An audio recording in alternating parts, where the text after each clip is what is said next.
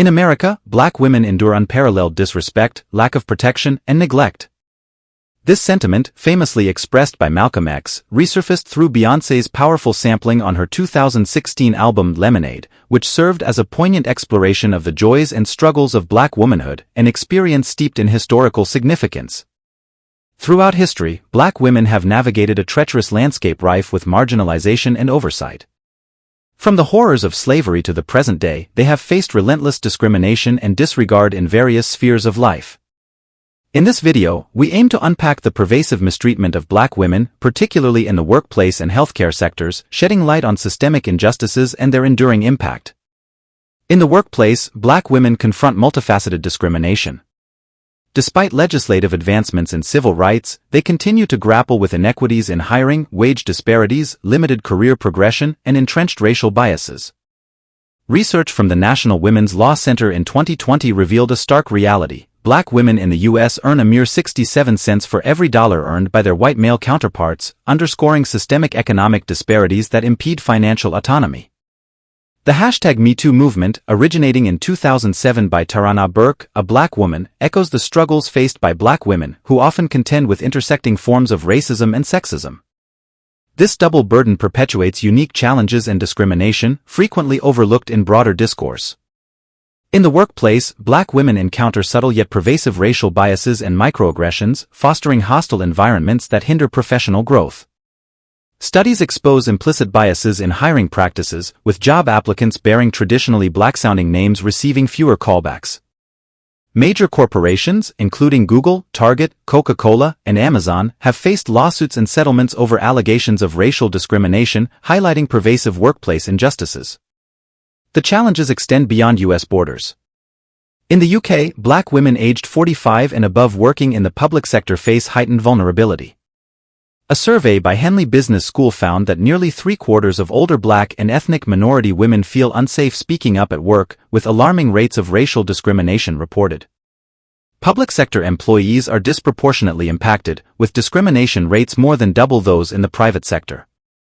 In confronting these disparities, it is imperative to acknowledge and address the systemic barriers that perpetuate the mistreatment of black women. By amplifying their voices, advocating for equity, and dismantling entrenched biases, we strive towards a more just and inclusive society where every individual is valued and respected. The report called The Equity Effect also found 72% of older black women are less likely to feel they can bring their true authentic selves to the workplace. Throughout history, and even today, black women have faced many obstacles and biases that hold them back in their careers and contribute to inequality. Despite progress in civil rights, these issues persist, creating economic disparities and preventing true equality. These barriers, combined with the emotional toll on black women and the lack of representation and leadership roles, create an unwelcoming environment that limits their professional growth. Healthcare disparities. The healthcare system meant to provide healing and care is riddled with deep-seated racial disparities that disproportionately affect black women. Research consistently reveals that black women face higher rates of maternal mortality, pregnancy-related complications, and inadequate access to quality health care.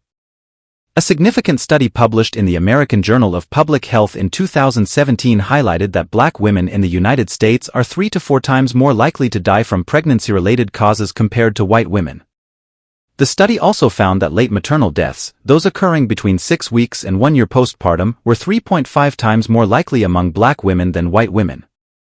Postpartum cardiomyopathy was the leading cause of late maternal death among all races, with black women having a 6-fold higher risk than white women. The report attributed this alarming disparity to various factors, including implicit biases among health care providers and inadequate prenatal care. Socioeconomic disparities and the cumulative toll of racial stress. One striking example of the health care challenges faced by black women is the personal story of Serena Williams, the renowned tennis player, in 2017. Williams shared her near-fatal childbirth experience, shedding light on the urgent need for health care providers to listen and respond to the concerns and symptoms expressed by black women for 11 years. Williams had known of her high-risk tendency to blood clots in 2011 when Tennessee suffered her first pulmonary embolism. It almost put her on her deathbed and forced her to be vigilant about making sure her health history doesn't repeat itself. She wrote in Elle that she had to rally for herself when the symptoms of a clot began to crop up during childbirth. Even after the continuous dismissal of a health care provider, no one was really listening to what I was saying. She wrote, I told her I need to have a CAT scan of my lungs bilaterally, and then I need to be on my heparin drip. Williams explained. She said, I think all this medicine is making you talk crazy. I said, no, I'm telling you what I need. I need the scan immediately, and I need it done with dye. I guess I said the name of the dye wrong, and she told me I just needed to rest, but I persisted. I'm telling you this is what I need. Finally, the nurse called Williams, the doctor, who agreed to have things checked out. Williams then chronicled how her doctors discovered she had developed various clots that needed to be treated over the course of several surgeries, though things could have been far more catastrophic for the tennis player. The delay in her diagnosis meant she spent 7 days in the hospital and had a painful recovery involving 6 weeks of bed rest. Her experience highlighted the consistent dismissal of Black women's pain and the diminished credibility they face within healthcare settings. Looking at the Serena Williams story, one might say she had been lucky to speak up and stand her ground. Other Black mothers have not been so lucky. Shalone Irving, a CDC epidemiologist who was at the top of her career, would become a victim of the deep-rooted racial disparities and biases in the health system in the weeks following the birth of her daughter Soleil in January 2017. Shalone Irving didn't feel right. She had had a complicated journey to pregnancy with several years of fertility difficulties, a blood clotting disorder, and surgery to treat uterine fibroids. Her health history, coupled with the known risks of postpartum hypertension and peripartum heart failure among Black mothers, indicated Irving might require close monitoring and follow-up care after giving birth, but when her screening for postpartum preeclampsia came back negative, Irving's doctor sent her home without treatment. 5 days later, she visited her physician again, this time reporting an unwell feeling and dramatic swelling. In her right leg she had gained 9 pounds in 10 days. She was given a prescription to treat hypertension, and again she was sent home that night. Irving collapsed in her home from cardiac arrest and was rushed to the hospital, where she was removed from life support a week later. An independent autopsy her mother ordered showed that Irving had died from complications of high blood pressure. The tragic story of Sharon Irving brings attention to the neglect and racism that Black women face in health care. Her experience highlights the urgent need for change in how Black women are treated, from dismissive attitudes to inadequate care. Many Black women's concerns are overlooked by health care providers. These systemic issues contribute to a health care environment that perpetuates health disparities and places Black women at a severe disadvantage. Identity disparities. In addition to racial and gender discrimination, Black women also contend with biases that intersect with their identities. Studies have revealed that Black women are more likely to experience workplace harassment in every aspect, which is often aggravated by racial and gender biases. The criminal justice system demonstrates pervasive disparities, and Black women are more likely to be incarcerated and receive harsher sentences compared to their white counterparts. The case of Cyntoia Brown, who was convicted of murder at the age of 16 and sentenced to life imprisonment in Tennessee, serves as a haunting example of the disproportionate treatment Black women face within the criminal justice system. Brown would go on to serve 15 years in a state prison in Tennessee after killing Johnny Allen, a 43-year-old real estate agent from Nashville, in 2004. Allen picked up Brown, agreed to pay her $150 for intercourse, and took her to his house. Brown would shoot and kill Allen while they were in bed. She would report to the police that she thought he was pulling out a gun and that she acted in self-defense. She also said she had been forced into prostitution by a man called Cutthroat, though she was just 16 and a minor at the time of Allen's murder. Brown was tried as an adult in court, but prosecutors questioned her claim of self-defense, arguing instead that Brown killed Allen in order to rob him. In 2006, Brown was sentenced to life in prison after she was convicted of first-degree murder and aggravated robbery, which would have prevented her from parole eligibility until 2055. But during the course of her years in prison, the world saw some shifts, most notably the Me Too movement and a national push for criminal justice reform.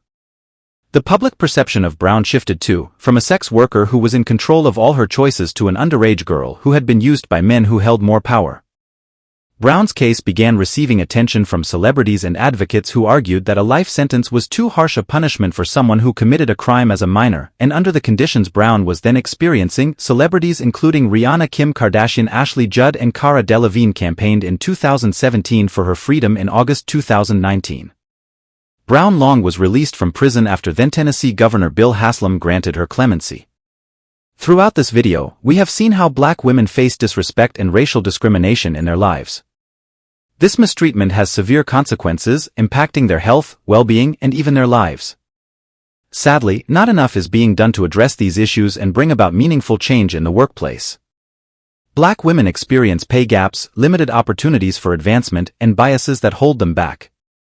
Stories from women like Tarana Burke, Anita Hill, and Kimberly Crenshaw remind us that equality in the workplace is still a distant goal in healthcare. Black women face higher rates of maternal mortality compared to white women. The experiences of Serena Williams, Shalone Irving, and organizations like the Black Women's Health Imperative highlight the urgent need for change and better health care for Black women. The cost of this disrespect is immeasurable. It robs Black women of their potential, impacts their mental and physical health, and perpetuates cycles of inequality. It is disheartening that progress in addressing these issues has been slow. It is everyone's responsibility to challenge biases, promote inclusivity, and advocate for change. We need to create fairer workplaces, reform healthcare systems, and actively dismantle the barriers that hold Black women back. By committing to real change and working towards a society that values and uplifts Black women, we can make progress towards a more equitable future for all. As always, don't forget to like the video, subscribe to our channel, and share our videos to let more people know the truth about Blacks and to hear their own part of the narratives. Thanks for watching.